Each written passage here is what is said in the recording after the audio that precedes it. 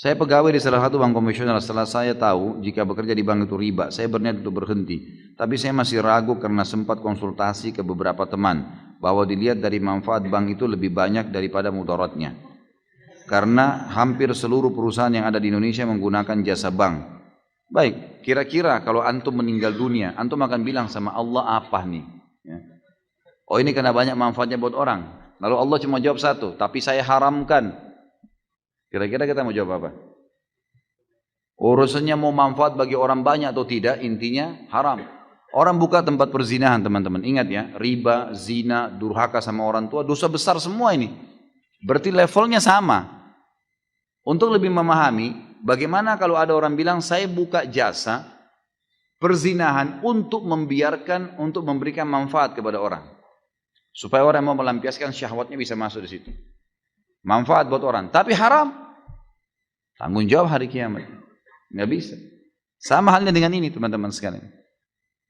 Jangan pernah takut untuk meninggalkan sesuatu yang haram. Dan kalau teman-teman seperti ini, sudah sering saya jawab. Kalau antum sedang ada perasaan takut mau meninggalkan karena ini haram, datang ke seorang ustadz, saya mau tinggalkan nih, tapi saya nggak tahu nih, saya nggak tahu harus bagaimana nanti nama baik saya sudah terlanjur punya kerjaan, teman-teman saya, keluarga saya, kemudian saya juga sudah punya pendapatan, dan seterusnya lah, fasilitas kendaraan dan macam-macam. Kalau saya tinggalkan, maka martabat saya, nama saya, makanan saya, semuanya terganggu nih. Seperti itulah.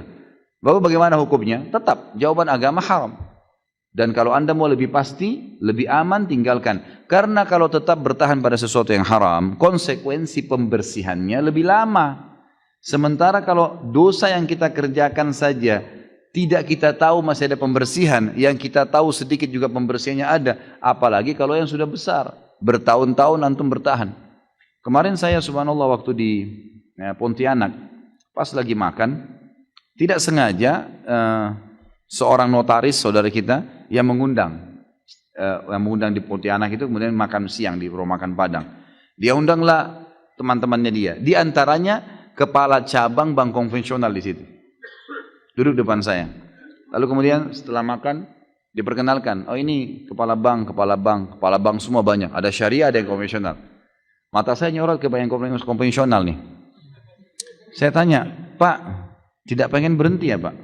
Saya tanya gitu. Oh pengen sih Ustaz. Ini ditunjuk temannya notaris, saya nggak usah sebutin namanya. Ini Bapak ini tahu betul saya ingin berhenti. Terus kenapa nggak berhenti Pak? Iya, lagi mengatur strategi. Gitu. Baik, kalau dalam mengatur strategi ini Bapak mati bagaimana? Ini di meja makan nih, saya ngomong gitu. Kalau Bapak mati sementara atur strategi, bagaimana tanggung jawabnya hari kiamat? Dia diam. Coba Bapak pikirin coba. Ingat Pak, prestasi dunia ini hanya akan kita tinggalkan di dunia. Di akhirat, apa yang Bapak lakukan dari kebaikan akan diterima. Pikirkan baik-baik ini. 1 dirham riba dalam hadis dikatakan lebih berat daripada 36 kali berzina. Riwayat lain lebih berat daripada berzina dengan ibu sendiri. Bapak sudah tahu belum itu? Iya Ustaz. Baik. Apa yang Bapak kira-kira mau lakukan sekarang? Nah, saya tanya gitu. Saya mau tinggalkan. Tapi kira-kira kiat-kiatnya Ustaz. Baik. Langkah pertama, kiat pertama Bapak keluar. Saya bilang. Keluar dulu. Kenapa keluar? Dia kan diam. Saya tanya, Bapak pasti tanya saya, kenapa keluar? Saya bilang iya. Bapak sekarang lagi injak lumpur. Penuh lumpur nih semuanya. Lalu bilang, Ustadz bersihin dong. Saya bawa air nih, selang. Kalau saya siram, sementara Bapak di lumpur, tambah becek. Saya sampaikan hukum, Bapak masih tetap mau kerja di situ, tambah beban tuh. Pulang tambah terfikirkan, tambah ini. Jadi serba susah. Jadi caranya keluar dulu dari lumpur.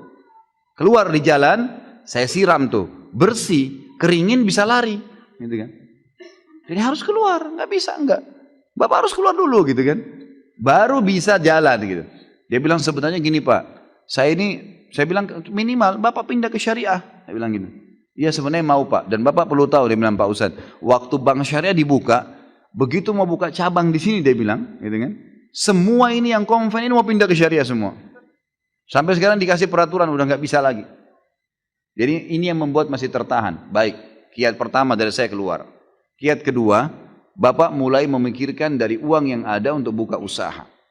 Usaha-usaha. Yang ketiga, Berjelaskan pada istri, pada anak, supaya mereka tidak kaget tentang masalah haram.